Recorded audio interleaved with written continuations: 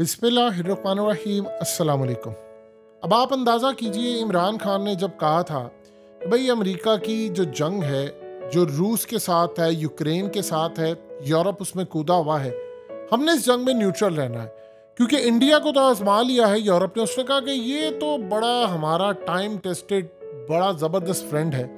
पाकिस्तान की जब बारी आई थी, चूंकि सबको पता था कि चाइना बैक कर रहा है रूस को, तो हमें तो असूलन या तो न्यूट्रल आप रह रहे हैं तो आप फायदे दोनों तरफ से समेट रहे हैं, या आप चाइना के साथ खड़े हो जाते। एंटनी ब्लिंकन ने जो अब ऐलान किया है, अब आप फंस गए हैं बुरी तरह, अब आप बुरी तरह फंस गए हैं। उन्होंने कहा जी चाइना अब रूस को असला देने जा रहा है। देखिए, अमरीकी वजीर खारजा ने जब बात की है तो वो बड़े लेवल की बात है, वो कोई आम बंदा नहीं है। उसने कहा है कि अब वो असला देने जा रहा है। इसका ये मतलब है कि चाइना ऑफिशियली अनाउंस करने जा रहा है कि वो रूस के साथ इस जंग में खड़ा है। अब बताइए आप कहां पर खड़े होंगे, क्योंकि अमेरिका ने तो आपको कहना है कि आप देखिए, बाजवा ने कह दिया था कि मैं मजम्मत करता हूं। जब बाजवा ने कहा इमरान खान अपनी मर्जी से रूस गया है, तो अमेरिका ने कहा था ठीक है तो बतौर आर्मी चीफ मजम्मत कर, तो उसने मजम्मत की रूस की। तो उस वक्त तो सूरत हाल थी कि आपको न्यूट्रल रहना चाहिए था, क्योंकि इंडिया ने तो मजम्मत नहीं की, ना यूक्रेन की मजम्मत की, ना रूस की मजम्मत की। उसने कहा जी हमने बयान नहीं देना, हम न्यूट्रल हैं, हम खड़े। इमरान खान ने भी वही स्टांस लिया। बाजवा ने आगे बढ़कर जो काम किया वो आप सब जानते हैं। अब सूरत हाल ये है कि एंटनी ब्लिंकन ने जो बात की है, अब चाइना जब देने जा रहा है रूस को असला, तो इसका मतलब है कि चाइना ऑफिशियल पार्टनर है।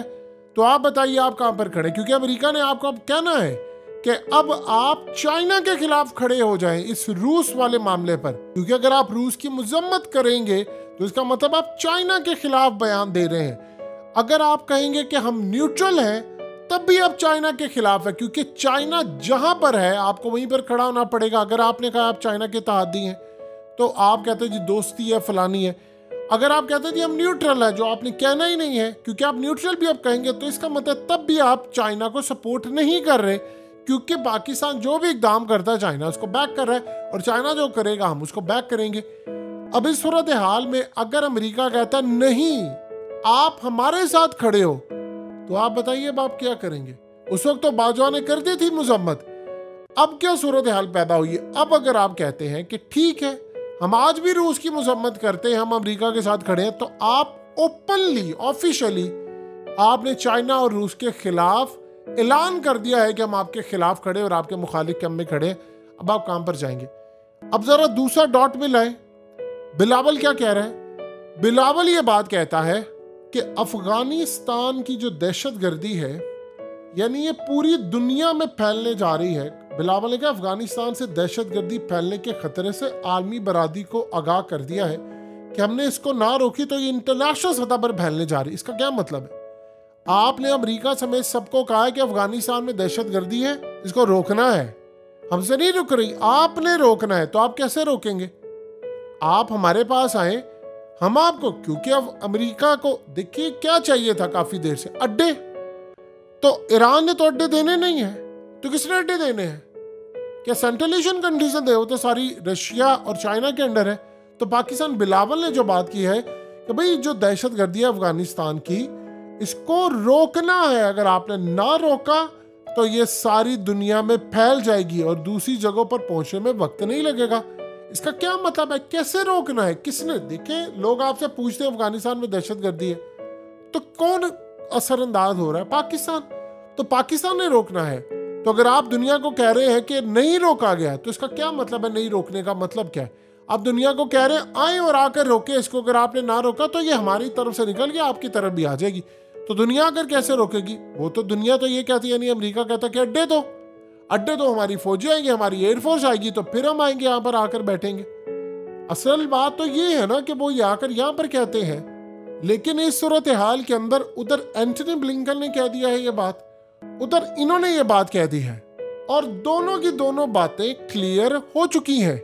लेकिन हालात बता रहे हैं क्लियरली कि ये कड़ी है। यानी उधर आप देखिए, अमेरिका ये चाहता है कि अगर अफगानिस्तान का मामला तो हम थोड़ा साइड पर भी रखें, ये रूस को असला देते हैं तो मैं पाकिस्तान में बैठकर उसकी मॉनिटरिंग करूं, देखो इसको सारा कुछ ये कहां से जा रहा है, क्या कर रहा है, और मैं चाइना को डिच करने के लिए कुछ करूं, अफगानिस्तान की दहशतगर्दी को चाइना तक भेजूं, या उसको पूरी दुनिया तक लेकर जाऊं। तो इस सूरत हाल में आप अंदाजा कर लें कि आप कहां पर खड़े। अब आप क्या करेंगे? आप कहेंगे हम न्यूट्रल है। अगर आप मिसाल के तौर पर चाइना अगर असला देता है रशिया को किसी भी वजह से, तो अमेरिका जंग में कूद पड़ेगा। आप अगर कहेंगे हम न्यूट्रल है, तो चाइना तो कहेगा कि तुम मेरे साथ खड़े हो, तुम यहां पर क्या रहे हो, न्यूट्रल है। जब न्यूट्रल रहने का वक्त था तब तो न्यूट्रल रहे नहीं थे। और अगर आप अमेरिका के साथ खड़े होते हैं तो फिर आप बताइए कि आप कहां पर। अगर आप चाइना के साथ जाते हैं, जो कि आपने नहीं जाना, तो इस सूरत हाल में आपके पास अगला लाएमल क्या है? ये वो तमाम चीजें हैं कि अब आप आकर फंसे हुए हैं। देखिए उस वक्त अगर इमरान खान का जो स्टांस था, हम भी खड़े हो जाते हैं उस वक्त कि भाई ठीक है न्यूट्रल है, जो करना करें। हम भी भारत वाली पोजीशन लेते। जब यूरोपीय यूनियन ने हमें खत लिखा तो इमरान खान ने कहा तुम्हारी जरूरत किस तरह हुई, तुमने इंटरनेशनल प्रोटोकॉल की खिलाफ वर्जी की, तुम हमें खत लिखो को भारत से पूछा तुमने, उसे मजम्मत की है रूस की। इमरान खान ने इतनी बड़ी स्टेटमेंट दी, उधर बाजवा आकर कहता है जो हम यूक्रेन के मामले पर रूस की मजम्मत करते हैं।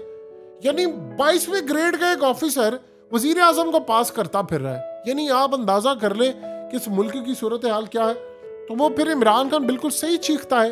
ये वो मामला है जहां पर आपको समझ नहीं आ रही कि आपने करना क्या। बिलावल को ये बात कहने की क्या जरूरत है? भाई अगर इंटरनेशनल सतह पर कोई भी अफगानिस्तान से कुछ होता है तो वो जाने, उनका काम जाने। इवन के अफगान तालिबान की अगर अमेरिका से भी लड़ाई होती है तो वो जहां से मर्जी आए, हमने नहीं अड्डे देने, हम तो नहीं जाएंगे अपनी स्पेस देने के लिए।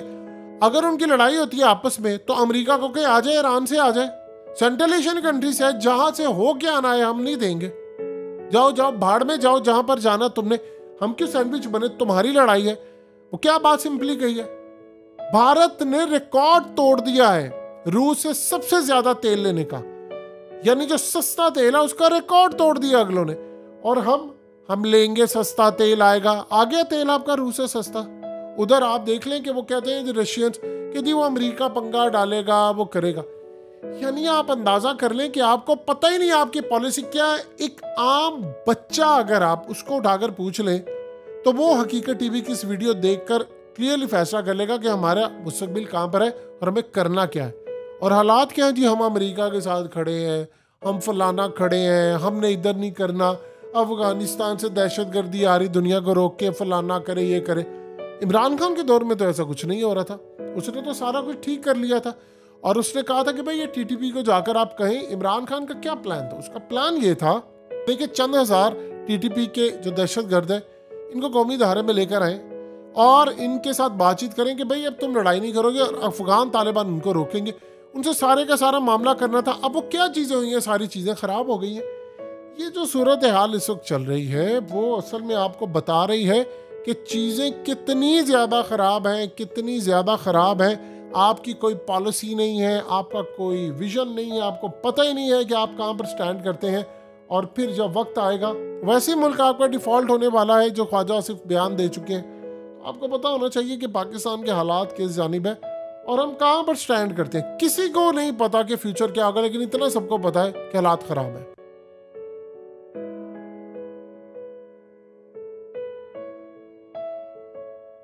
हकीकत टीवी को सब्सक्राइब करना मत भूलें। वीडियो को लाइक करें, शेयर करें और कमेंट सेक्शन में अपनी राय का इजहार ज़रूर करें।